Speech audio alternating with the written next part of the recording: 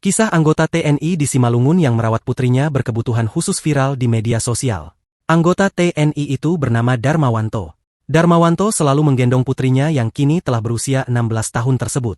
Sang istri, Erlina Sinaga pun juga sering membagikan momen kala sang suami menggendong putrinya sepulang bekerja. Darmawanto diketahui adalah anggota TNI yang bertugas di Kodim 0207 Simalungun, Sumatera Utara.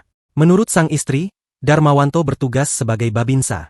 Darmawanto dan Erlina Sinaga sebelumnya telah menikah selama 17 tahun dan dikaruniai seorang anak perempuan bernama Zua.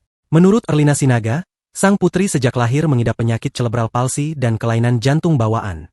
Di akun TikToknya, Erlina Sinaga sering memposting kebersamaan Darmawanto dan putrinya itu. Darmawanto rupanya punya rutinitas setiap hari bersama sang anak, di mana dia selalu berpamitan dan menggendong sang anak. Meski anaknya sudah remaja dan tubuhnya semakin berat, Darmawanto pun selalu menggendong Zua kemanapun.